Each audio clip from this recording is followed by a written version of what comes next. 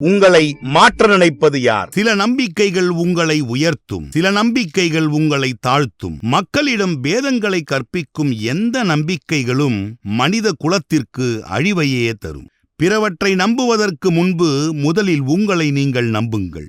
ஏனெனில் சில மூட நம்பிக்கைகள் ஏமாற்றங்களோடு நிற்காமல் உங்களையே படுபாதலத்தில் தள்ளியும் விடும். நீங்கள் உருவாக காரணமான உயிர் அணுக்கள் லிங்கம் வடிவிலே இருக்கின்றது. சித்தர்கள் மகான்கள் சமாதி நிலையில் இருக்கும்போது லிங்கம் வடிவாகவே காட்சியாக தெரிவர். அப்படித்தான் சிலுவையும் புனித மெக்காவிலும் வழிபடுவதும் லிங்க வடிவமாகவே இருக்கின்றது. இந்த தத்துவமே உயிர்கள் எல்லாவற்றிற்கும் மூலமாக இருக்கிறது. அதனை ஒற்றுமையாக வழிபடும் இவர்கள் அவரவர் கடவுள்கள் பெரியவர்கள் என்று பேதம் கற்பிப்பதுதான் நம்மால் ஏற்றுக்கொள்ள முடியவில்லை. உங்களை நீங்கள் அறிந்தால் இந்த உலகத்தை அறியலாம். நீங்கள் ஓதாமலே உங்களுள் இயங்கும் பேரண்டத்தின் நிலை எல்லாவற்றையும் உணரலாம்.